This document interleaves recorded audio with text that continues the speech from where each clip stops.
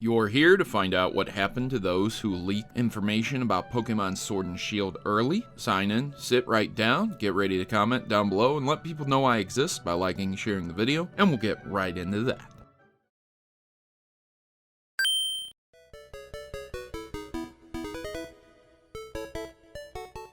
Ladies and gentlemen, it has been a wide-known fact that Pokemon Sword and Shield stirred up controversy. There were not all of the Pokemon in the game, and a lot of people feel like coming off the heels of Ultra Sun and Moon, which had not only Mega Evolutions, but also Z moves and all of the Pokemon, that this game was not a comprehensive version and not worth the money. Take and include the fact that people have to buy Pokemon Home, pay for their own internet, buy a Nintendo Switch to get this, and buy a copy of the game, and you got yourself a recipe for controversy.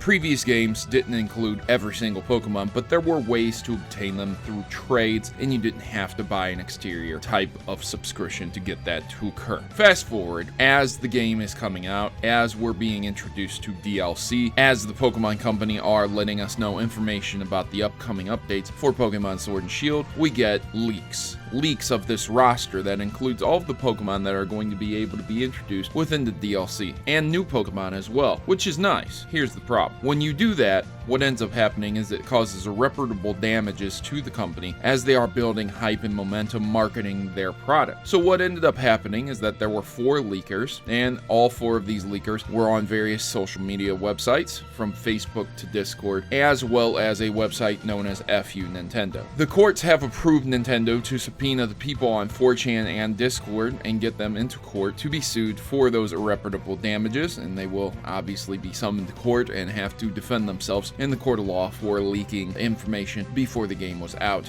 They likely signed an NDA, and they were spreading this information around while they had signed an NDA, which is a breach of the contract. Now, what ended up happening with the website known as FU Nintendo, which again, I would just like to point out that Nintendo was sending free copies of their products to a website called FU Nintendo. NANI? Pretty crazy. Nevertheless, what ended up happening is that Nintendo had put out a statement stating that they will no longer work with FU Nintendo and not send them products anymore because they need to protect their image and protect their products. So to summarize, there are 4 people that are likely going to be sued for the evidence that Nintendo has collected in conjunction with a law firm, and FU Nintendo will no longer work with Nintendo. Though I don't think FU Nintendo is going to be sued, and nobody has said anything on that yet. So what's the takeaway from all this? Basically, if you're going to be involved with promoting products, marketing, signing contracts, you should probably take it seriously. These people likely slipped up. There was no real crazy detective work here. It's just a lot of people had profiles, profile pictures, Facebooks, things like that connected with their Discord, connected with their chats and their posts, and Nintendo and the lawyers that they hired were able to track that down very easily because it's an interconnected thing. Extreme shock, right? So again, limit your presence on the internet if you're not going to be using burner accounts. Yeah, these guys didn't, and they're most likely going to be summoned to a court of law for leaking Pokemon. Imagine going to prison. What did you do? Me? I leaked Mega Charizard. Wow, you're really bad.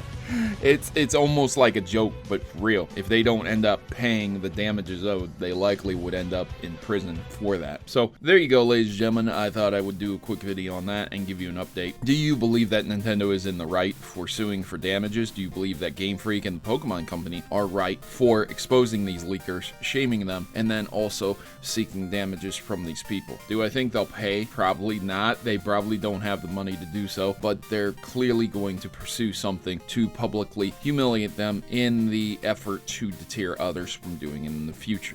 I've been your host, Protomario, and I'm signing out. I hope to see you guys in the comment section down below. And as always, good gaming, God bless, and I'll see you in the next one.